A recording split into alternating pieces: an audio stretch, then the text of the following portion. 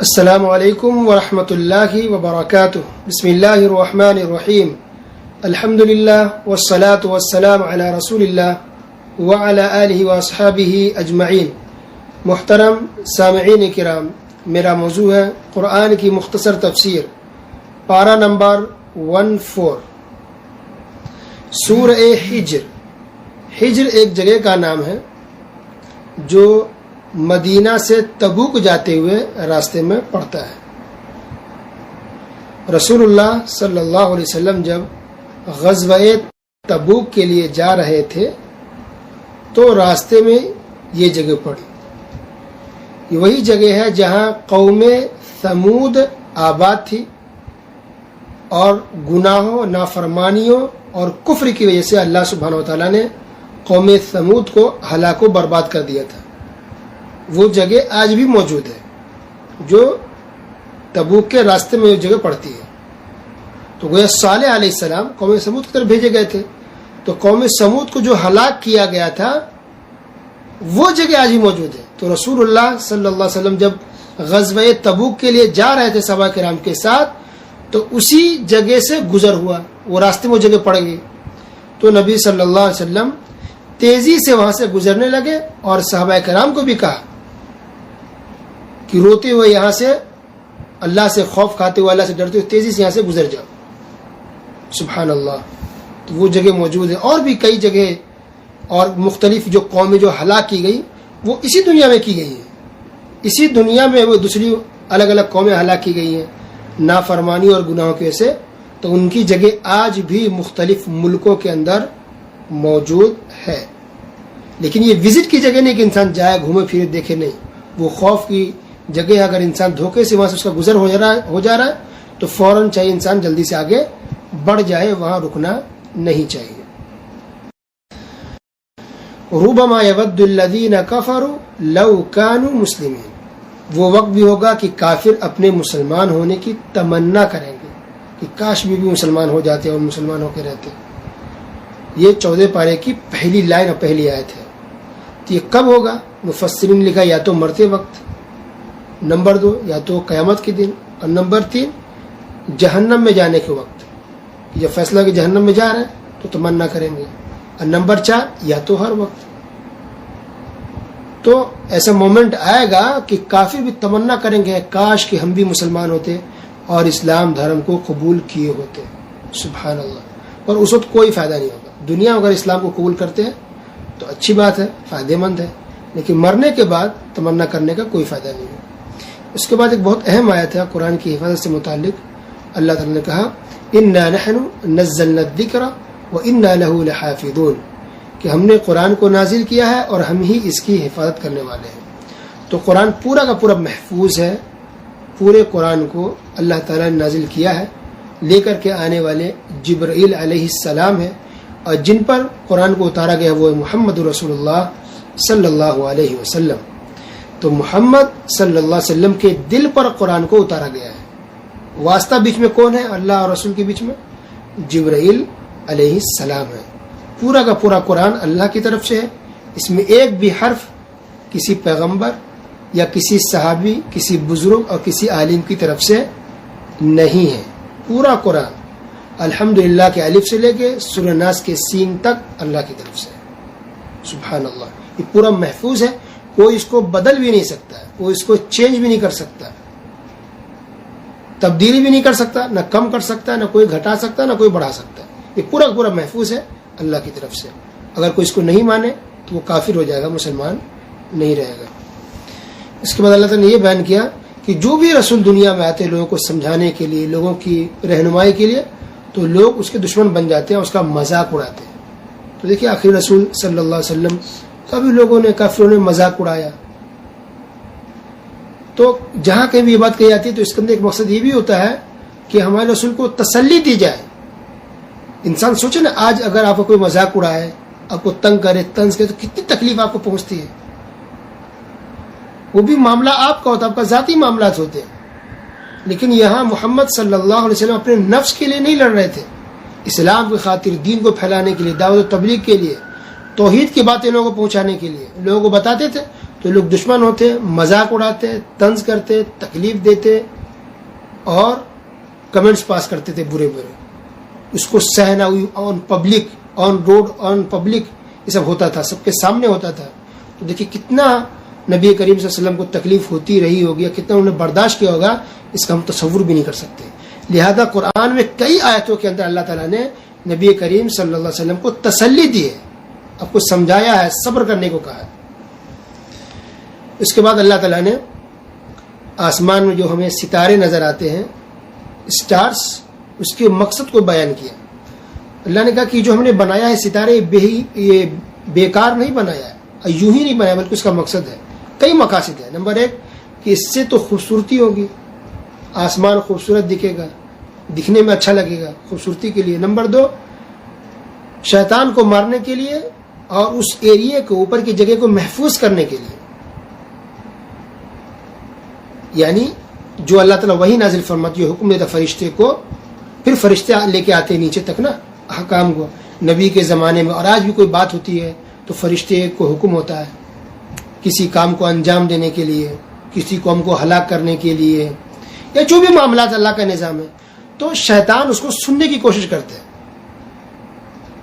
تو اس کے ذریعے محفوظ کیا گیا کہ شیطان سن نہیں پائے. جو سننے کی کوشش کرتا ہے تو شیطان کو مارا جاتا ہے شہاب ثاقب کے ذریعے. تو کبھی کبھی جو لوگ دیکھتے ہیں کہ آسمان سے کچھ لگتا کوئی آگ گر رہا ہو، تو آگ اصل میں وہی ہوتا ہے، شیطان کو مارا جاتا ہے، وہی گرتا ہے آسمان سے.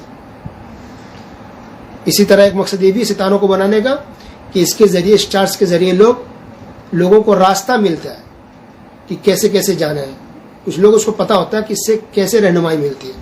تو آج روڈ میپ بنے ہوئے ہیں، لوکیشن آج ہے، یہ سائن بورڈ لگے ہوئے ہیں، سڑکوں کا، راستوں کا نام لکھا ہوا ہے. پہلے تو کچھ بھی نہیں تھا، اندھیرا ہی اندھیرا، نہ کوئی بلب، نہ لائٹ، نہ صحیح سے سڑک تک ڈھنگ کی نہیں تھی. تو باقی سہولیت بہت دور کی بات ہے. تو پہلے زمانے میں لوگ ستاروں کو دیکھ کر کے راستہ طے کرتے تھے. یا سمندروں میں چل رہے ہیں، جہاز میں ہے، تو ستاروں کو دیکھ کے اندازہ ہوتا کہ ہاں یہ راستہ کدھر جا رہا ہوگا. تو لوگوں کو راستوں کی رہنمائی ملے، اس مقصد کی خاطر بھی اللہ تعالیٰ نے ستاروں کو بنایا ہے. لیکن ستاروں کو بنانے کا مقصد یہ نہیں ہے کسی کی زندگی، کسی کی موت. کچھ لوگ جو عقیدہ رکھتی ہے غلط ہے. ستاروں کو دیکھ کر کے کسی کی عمر کا اندازہ لگانا یہ بالکل غلط ہے. یہ مقصد اللہ تعالیٰ نے کہیں بھی بیان نہیں کیا. تو یہ مقاصد ہو گئے ستاروں کے بنانے کے. اب دیکھیے اگر اللہ نے کہا توحید کی بات، وَإِنَّا لَنَحْنُ نُحْيِي وَنُمِيتُ وَنَحْنُ الْوَارِثُونَ، کہ ہم ہی جلاتے ہیں، زندہ کرتے ہیں، ہم ہی مارتے ہیں. تو یہ زندہ کرنے کا اور مارنے کا کام صرف اللہ کے ہاتھ میں. کوئی بھی کسی کو زندہ نہیں کر سکتا. رسول بھی کسی کو زندہ نہیں کر سکتے تھے اور نہ کسی کو موت دے سکتے تھے. یہ بات اللہ نے قرآن میں کئی جگہ بیان کی ہے. تو اس سے پتہ چلا کہ جو لوگ یہ عقیدہ رکھتے کہ بزرگ ہیں، ولی ہیں، غوث ہیں، تو فلاں پیر صاحب ہیں، وہ کسی کو زندہ کر سکتے ہیں یا زندہ انہوں نے کر دیا ہے، ایسا تو لوگ بدعتی لوگ تقریروں کے اندر بیان کرتے ہیں کہ غوث اعظم عبد القادر جیلانی رحمۃ اللہ علیہ نے فلاں اپنے مرید کے بیٹے کو، اس کی اولاد کو زندہ کر دیا. استغفر، شرک ہے کھلا ہوا جو ایسا عقیدہ رکھے. پہلی بات تو غوث اعظم کہنا ہی صحیح نہیں ہے. غوث اعظم اللہ تعالیٰ ہے، یعنی مددگار. یہ جو بڑے بڑے القاب اور جو نام دے رکھے ہیں پیروں کو، بزرگوں کو، یہ سراسر غلط ہے. تو موت اور زندگی صرف اللہ کے ہاتھ میں، کسی انسان کے ہاتھ میں نہیں ہے. پھر اللہ نے انسان کی تخلیق کس طرح سے ہوئی وہ اللہ نے بیان کیا. اللہ تعالیٰ نے کہا یقیناً ہم نے انسان کو کالی اور سڑی ہوئی کھنکھناتی مٹی سے پیدا کیا ہے.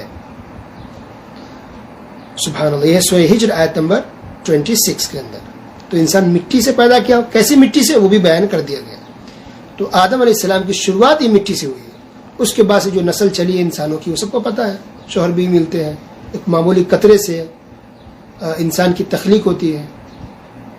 لیکن کبھی انسان ایسے بھی ہے کہ دیکھیے آدم علیہ السلام کو بغیر ماں باپ کے اللہ نے پیدا کیا، پھر حوا کو بغیر ماں کے پیدا کیا، پھر عیسیٰ علیہ السلام ہے کہ ماں ہے، باپ نے بغیر باپ کے پیدا کیا.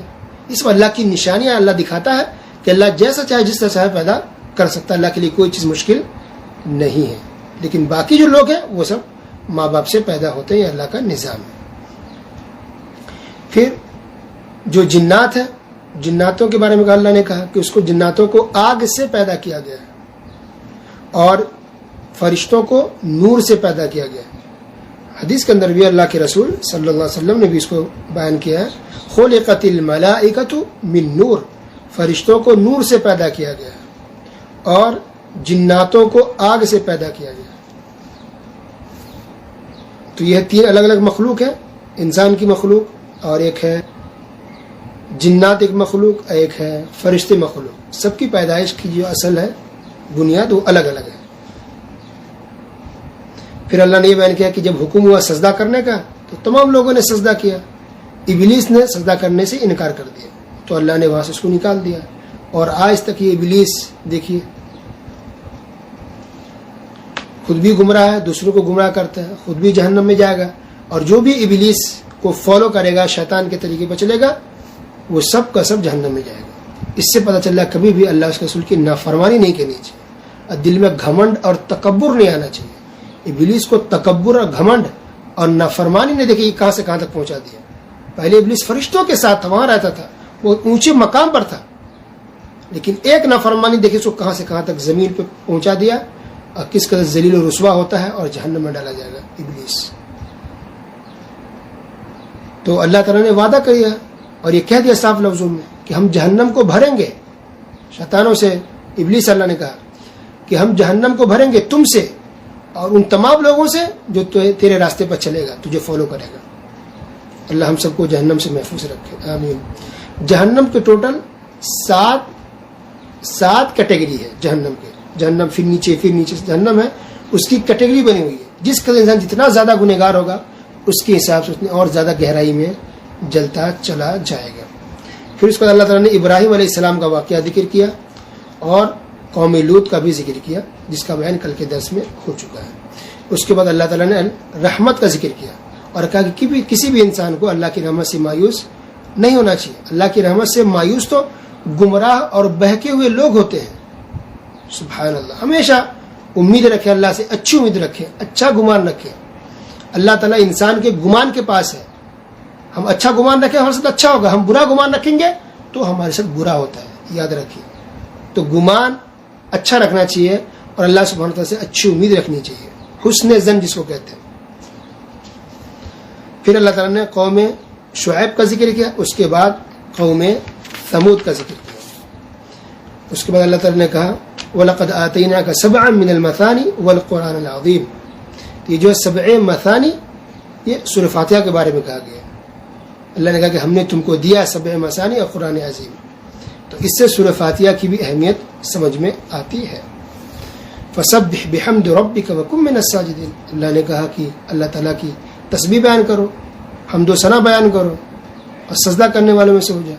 تو تسبیح اور حمد و ثنا ہمیشہ ہم لوگوں کو اللہ تعالیٰ کی بیان کرنی چاہیے. اور جو آخری آیت ہے سورہ ہجری کی وہ یہ ہے وَاعْبُدْ رَبَّكَ حَتَّى يَأْتِيَكَ الْيَقِينُ. یہ اپنے رب کی عبادت کرتے رہیے یہاں تک کہ آپ کو یقین آ جائے. تو یقین سے مراد یہاں موت ہے. صوفی لوگ دیکھیں اس کا غلط مطلب نکالتے ہیں. صوفی جو لوگ ہیں کچھ لوگ وہ سمجھتے ہیں کہ یقین آ جائے کہ ہاں رب ہے, عبادت کر رہے ہیں, تو اس کے بعد سے نماز روزہ سب ختم, اب انسان کو عبادت کرنے کی ضرورت نہیں ہے. ایسے بھی کچھ لوگ ہیں عقیدہ رکھنے والے, استغفر اللہ. تو بتائیے بات اگر ایسی ہوتی تو کیا نبی صلی اللہ علیہ وسلم کو یقین نہیں تھا؟ صحابہ کرام یقین کے درجے کو نہیں پہنچے تھے. تو مرتے دم تک انہوں نے نماز پڑھی ہے. تو عبادت نماز انسان کی مرتے دم تک ہے, کبھی بھی معاف نہیں ہے. اس کے بعد سورہ نحل. نحل کے معنی ہوتے ہیں شہد کی مکھی, جو شہد پیدا کرتی ہے وہ مکھی کو کہتے ہیں نحل. ہنی جس سے بنتا ہے, تو اسی ہنی کا ذکر ہے کہ اللہ نے اس کے اندر شفا رکھی ہے. شہد کے اندر مکھی کا ذکر ہے, اور شہد کے اندر اللہ نے شفا رکھی ہے, بہت بڑی اللہ کی نعمت ہے, اس کا ذکر ہے. اس لیے سورت کا نام سورہ نحل رکھا گیا ہے. اللہ تعالیٰ نے کہا کہ اللہ کی مرضی ہے, اللہ تعالیٰ جس کو چاہے نبی بنائے, رسول بنائے. اللہ نے اتنے سارے پیغمبر نبی بنائے, تو اس پر کسی کو اعتراض نہیں ہونا چاہیے, یہ اللہ کی مرضی ہے. اس کے بعد اللہ تعالیٰ نے بہت سارے جانوروں کا ذکر کیا, احساس دلایا ہم لوگوں کو. اللہ نے کہا کہ اتنے سارے جانور ہیں اور دیکھو کس کا تم اس سے فائدہ اٹھاتے ہو. جانور کی ہم سواری بھی کرتے ہیں, جانور پر بیٹھتے بھی ہیں, جانور کا دودھ ہوتا ہے وہ پیتے بھی ہیں, پھر جانور کا ہم گوشت بھی کھاتے ہیں, پھر اس کا گوبر بنتا ہے اس سے بھی فائدہ اٹھاتے ہیں, اس کے چمڑے جو اسکن ہے اسے دیکھیے کیا کیا بنتا ہے, بیگ ہے, بیلٹ ہے, اور نہ جانے جوتے چپل کیا کیا لوگ بناتے ہیں. اتنی ساری چیزیں بنتی ہیں ایک جانور کے ذریعے. تو جانور بھی اللہ کی بہت بڑی نعمت ہے اور کتنا زیادہ ہم فائدہ اٹھاتے ہیں جانور کے ذریعے. اور یہ جانور سب ہمارے تابع ہوتے ہیں. ہم جدھر جانور کو لے کے جاتے ہیں وہ چلا جاتا ہے. یہ اللہ نے ہمارے تابع کر دیا ہے, ورنہ ہماری اتنی طاقت نہیں تھی کہ ہم جانور کو جدھر چلاتے گھماتے, بلکہ وہ ہمیں مار کے پھینک سکتے تھے. لیکن اللہ نے ہمارے تابع کر دیا تاکہ انسان جانور سے فائدہ اٹھا سکے. تو ان نعمتوں کا انسان کو شکریہ ادا کرنا چاہیے اور احساس ہونا چاہیے. پھر اللہ نے یہ بھی کہا وَيَخْلُقُ مَا لَا تَعْلَمُونَ, اللہ تعالیٰ ایسی ایسی چیزیں پیدا کرے گا جسے تم جانتے بھی نہیں ہو. تو ان میں سے جہاز دیکھیے, جہاز اور بھی لوگ جو بہت ساری چیزیں تیار کرتے بناتے رہتے ہیں, یہ اللہ نے پہلے کہہ دیا ہے کہ اللہ وہ دماغ دے گا, وہ سہولیاتیں پیدا کر دے گا, وہ توفیق دے گا کہ انسان بہت کچھ بنا پائے گا. سائنس ٹیکنالوجی میں جو لوگ ترقی کر رہے ہیں اس میں اللہ کی توفیق سے ہو رہا ہے. اللہ کی توفیق نہ ہو, اللہ کی مدد نہیں ہو تو انسان ایک سوئی بھی نہیں بنا پائے گا. یاد رکھیے. تو ہم سائنس کے خلاف نہیں ہیں. جو سائنس ٹیکنالوجی میڈیکل جو بھی لوگ ترقی کرتے ہیں وہ تو اللہ کا دیا ہوا ہے, اللہ کی توفیق ہے, اللہ کی مدد ہے. اللہ وہ راستہ دکھا رہا ہے, اس لیے ڈاکٹر اور سائنسدان لوگ کچھ بنا پاتے, کچھ تحقیق کر پاتے ہیں. اگر اللہ توفیق نہ دے, اللہ مدد نہ کرے, اللہ دماغ نہ دے, اللہ عقل نہ دے تو کچھ نہیں ہو سکتا. یہ تو مٹی کا ڈھیر انسان ہو جائے گا. یہ سب اللہ کی توفیق اور مدد سے ہی لوگ ترقی کر پا رہے ہیں. اس کے بعد اللہ نے کہا وَإِن تَعُدُّوا نِعْمَةَ اللَّهِ لَا تُحْصُوهَا, اگر اللہ تعالیٰ کی نعمتوں کو گنوانا چاہو گے تو گن نہیں سکتے. اللہ نے اتنی ساری نعمتیں رکھی ہیں. اللہ اکبر, سبحان اللہ. اس لیے رات دن ہمیں اللہ تعالیٰ کا شکریہ ادا کرنا چاہیے. رات دن ہمیں اللہ تعالیٰ کے احسان کو کے بارے میں سوچنا چاہیے, غور و فکر کرنا چاہیے. اس سے کیا ہوتا ہے کہ ہم عبادت اور اچھے سے کرتے ہیں, زیادہ کرتے ہیں, شوق سے کرتے ہیں. دل میں اللہ کی محبت اور پیدا ہوتی ہے. ہم ناشکری سے ہم بچتے ہیں, ہم گناہوں سے بچتے ہیں اور نیک بندے بنتے ہیں جب ہم اللہ کی نعمتوں کو گنتے ہیں, شمار کرتے ہیں. پھر اللہ نے توحید کی بات کی والذین یدعون من دون اللہ لا يخلقون شیئا وهم يخلقون اموات غیر احیاء ما یشعرون ایان یبعثون. کہ جو لوگ اللہ کے علاوہ دوسروں کو پکارتے ہیں ان لوگوں نے تو کچھ بھی پیدا نہیں کیا ہے, کچھ بھی نہیں بنایا ہے, کچھ بھی نہیں, ذرہ برابر کچھ نہیں. وهم یخلقون, بلکہ وہ لوگ تو خود پیدا کیے گئے ہیں. اموات, وہ لوگ مردے ہیں, مرے ہوئے ہیں. غیر احیاء, زندہ نہیں ہے. وما یشعرون ایان یبعثون, ان کو تو پتہ بھی نہیں کہ کب اٹھایا جائے گا. اللہ اکبر. تو کس قدر لوگ, دیکھیے اس میں سب شامل ہے نا, بزرگ اولیاء بھی شامل ہیں. جو لوگ اولیاء و بزرگوں کو پوچھتے ہیں, ان کی درگاہوں پہ جا کے سجدہ کرتے ہیں, ان سے دعائیں کرتے ہیں, ان کو تو خود پتہ نہیں کہ وہ کب اٹھائے جائیں گے. وہ خود پیدا کیے گئے ہیں, ان لوگوں نے کچھ بھی پیدا نہیں کیا ہے. وہ لوگ مردے ہیں, وفات پا چکے ہیں, زندہ نہیں ہیں. اللہ نے صاف طور پہ کہہ دیا. پھر بھی اگر کسی کی آنکھ نہ کھلے, اللہ اکبر, تو ان سے بڑا بد نصیب کون ہو سکتا ہے. اس کے بعد اللہ نے کہا وَلَقَدْ بَعَثْنَا فِي كُلِّ أُمَّةٍ رَسُولًا أَنِ اعْبُدُوا اللَّهَ وَاجْتَنِبُوا الطَّاغُوتَ, کہ ہم نے ہر امت میں رسول کو بھیجا ہے. ہر امت میں, ہر قوم میں اللہ نے رسولوں کو بھیجا ہے تاکہ لوگوں کو بتا دے کہ لوگ اللہ کی بات کریں اور شیطان سے بچ کر کے رہے. تو بے شمار نبی آئے, 1,00,000 سے زیادہ ہے, ہو سکتا ہے 1,24,000 ہو, اس سے زیادہ بھی ہو سکتا ہے, اس سے کم بھی ہو سکتا ہے, لیکن یہ بہت آئے. ہر زمانے میں اللہ نے رسولوں کو بھیجا.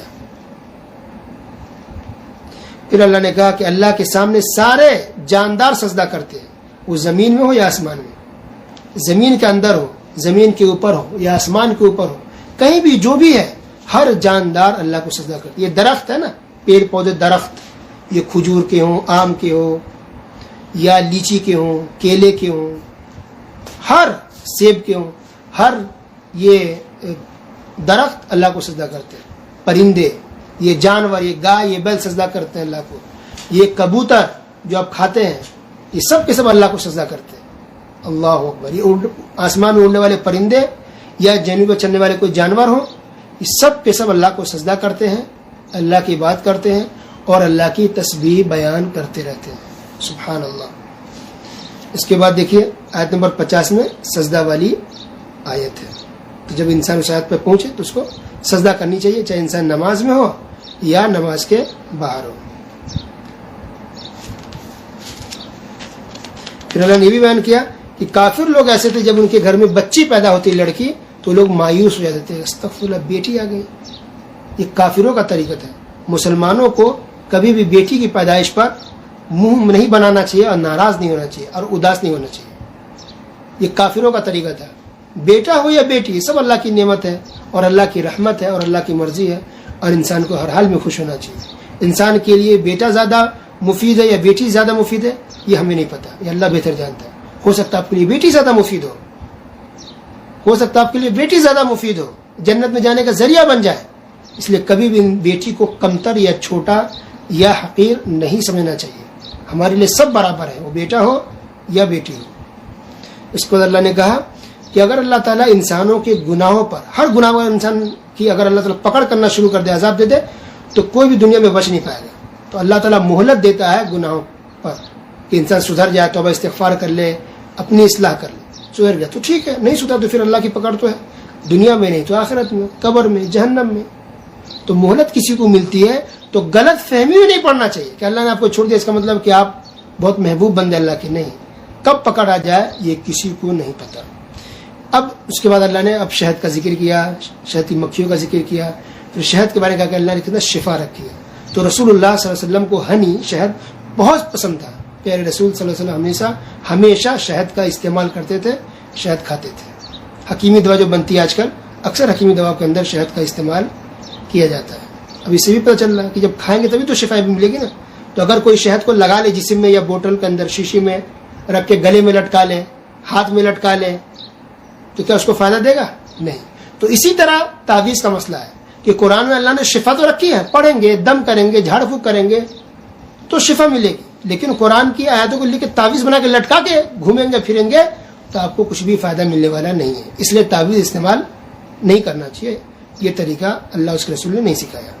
پھر اللہ نے کہا فلا تضربوا للہ الامثال، اللہ تعالیٰ کے لیے مثالیں بیان مت کرو. جو لوگ کہتے ہیں نا کہ چھت پر جانے کے لیے سیڑھی چاہیے، اس لیے ہم لوگ درگاہوں پر جاتے کیونکہ بغیر وسیلہ کے اللہ تک نہیں پہنچ سکتے.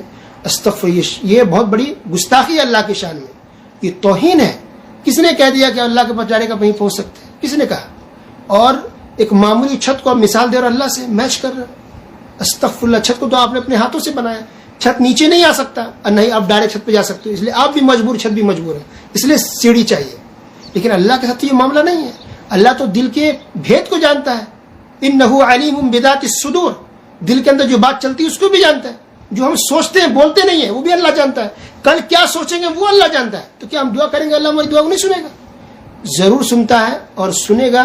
وسیلے کی غیر اللہ کے پاس جا کر کے اور شرک کرنے کی کوئی ضرورت نہیں. اب ڈائریکٹ اللہ کو پکارے، اللہ ڈائریکٹ دعاؤں کو سنتا ہے. پھر اللہ نے کہا ان اللہ یأمر بالعدل والاحسان، اللہ حکم دیتا ہے عدل کا، انصاف سے چلنے کا. تو عدل کے اندر سب سے بڑی جو پہلی چیز آتی ہے وہ ہے توحید. توحید یہ انصاف کی بات ہے. اور سب سے بڑی نا انصافی شرک ہے کہ اگر کوئی شرک کرتا ہے تو گویا سب سے بڑا اتیاچار کر رہا ہے دنیا کے اندر، وہ نا انصافی کر رہا اللہ کے ساتھ. کیونکہ توحید یہ عبادت کا حق صرف اللہ تعالیٰ کا ہے، عبادت کا مستحق صرف اللہ ہے، غیر اللہ نہیں ہے، کوئی بزرگ کوئی ولی نہیں ہے. اس کو اللہ تعالیٰ نے وعدہ خلافی کرنے سے منع کیا ہے. پھر اللہ تعالیٰ نے یہ بھی طریقہ سکھایا کہ جب بھی قرآن کی تلاوت کرو، پڑھو تو اعوذ باللہ من الشیطان الرجیم یہ پڑھ لیا کرو.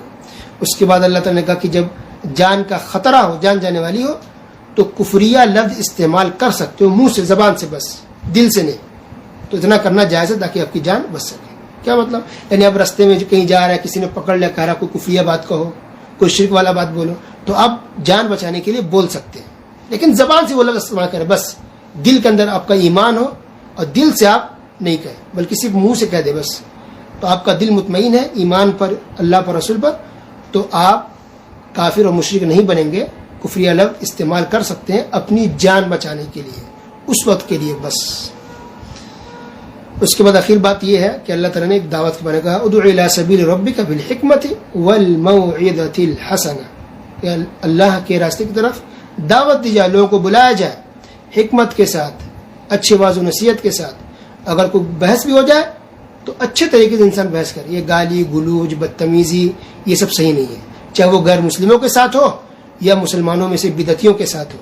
گالی گلوچ کرنا اور گالی گلوچ کر کے بدتمیزی کر کے دعوت کا کام کرنا یہ طریقہ صحیح نہیں ہے. آپ حکمت کے ساتھ، پیار کے ساتھ، ادب کے ساتھ سمجھائیے، سمجھ گئے تو ٹھیک ہے، ورنہ اس کے حال پہ چھوڑ دیجیے. گالی گلوچ بدتمیزی یہ اسلام نہیں سکھاتا. اللہ تعالیٰ سننے کے ساتھ ساتھ عمل کی توفیق دے اور اللہ ہم سب کی اصلاح فرمائے. آمین. وصلی اللہ علی نبینا محمد وعلی آلہ وصحبہ اجمعین. والسلام علیکم ورحمۃ اللہ وبرکاتہ.